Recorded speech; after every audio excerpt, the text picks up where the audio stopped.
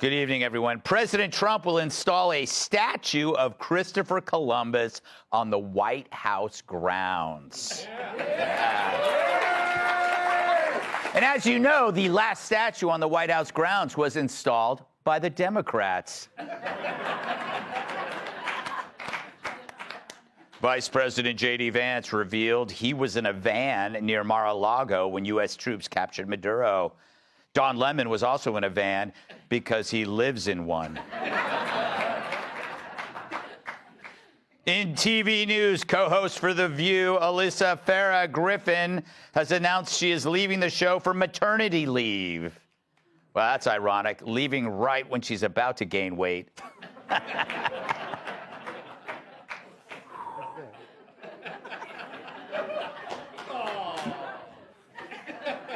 In alarming news, Chinese bioweapons labs keep popping up in America. But thankfully, in most cases, they turn out to be just another Panda Express. You know, some believe Justice Ketanji Brown Jackson should recuse herself from immigration cases after applauding anti-ICE speeches at the Grammys. Well, if that's the case, then Judge Amy Coney Barrett should recuse herself from any cases about MILFs.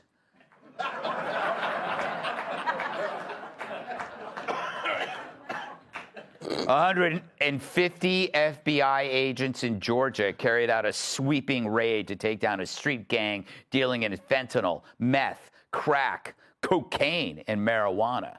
In a related story, Larry Kudlow's Super Bowl party has been postponed. A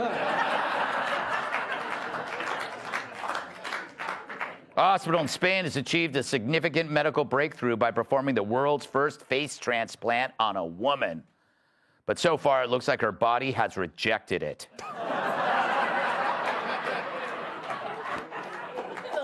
Yeah.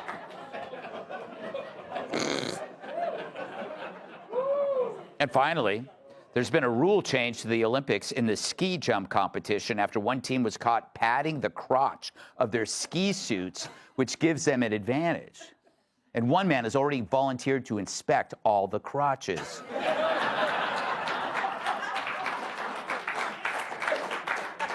He's always inserting himself into the stories. All right. So Scott Bessent testified to the House on the economy, and Maxine Waters actually let him speak, and we all lived happily ever after. Just kidding. It was about as civil as a Spirit Airlines terminal after a flight got canceled to Mardi Gras. Roll it, Sven. These tariffs will result in half lumber is reclaiming my time. You don't get to talk. Lumber is at a 5-year low, Congresswoman. Reclaiming my time. Let's just have the facts. Reclaiming my time. Study Yes or from no? Wharton University Reclaiming my has time. shown Reclaiming my the time. biggest reason for the Reclaiming housing my increase time. was the mass Reclaiming my unfettered time. Reclaiming my time. Reclaiming my time. She should audition for America Lacks Talent. She'd probably beat Maroon 5. But you don't get to talk? Lady, testifying is talking. You don't get to talk is what I tell hookers when they visit me in the library. But Dope Bro Winfrey wasn't done. Mr. Chair, will you let him know that when I ask him time does belong to the housing woman stock. from California. 10 and 20 million immigrants Can you took shut up the him up? housing stock of working Americans, and can you maintain some level of dignity? It's like being interrogated by a DMV clerk with Tourette's. Now, she tried to claim tariffs were inflationary and ICE was tanking housing. But when Scott's actually able to answer, the whole act falls apart.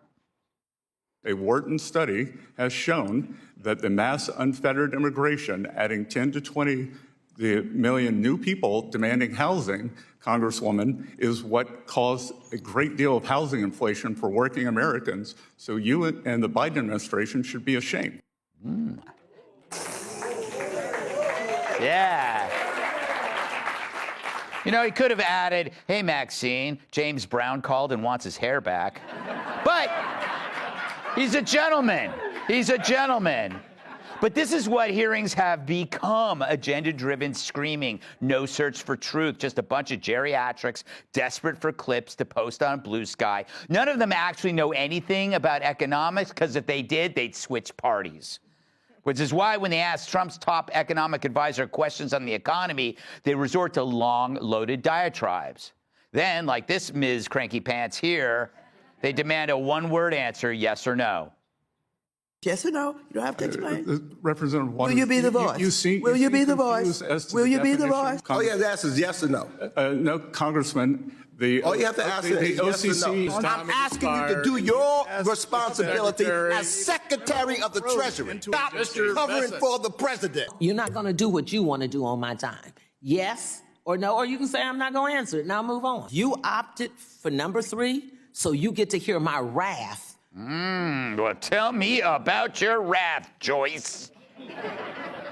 Been in Congress since 2013. No one's ever heard of you. But, you know, she's still young, only 75. Among the Dems, that's jailbait.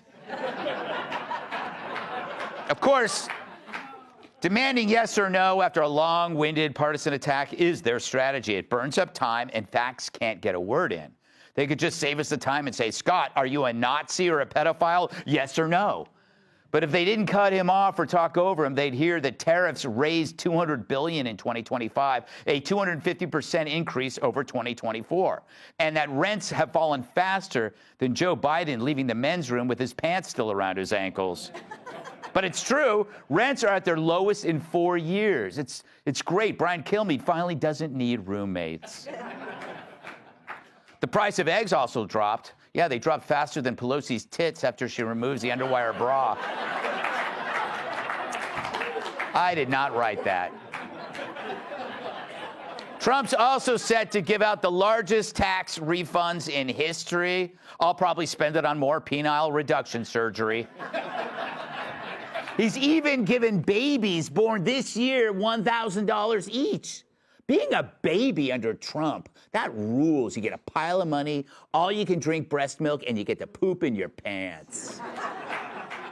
It's like they know what it's like to be me. Of course, this isn't meant to edify the public. The Democrats want political theater, and they want Republicans to be Abe Lincoln.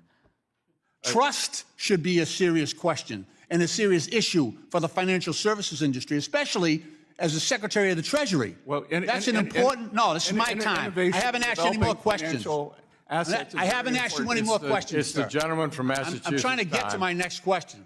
Could you speak a little louder? I can't hear you. In your face. I hate these people. I'm running out of insults for them, something that never happens with Jesse. But they shout because they know if Scott finishes a sentence, their narrative is toast. So Maxine can try and reclaim her time all she wants. At 87 years old, we can just wait her out. Click here to subscribe to the Fox News YouTube page to catch our hottest interviews and most compelling analysis. You won't get it anywhere else.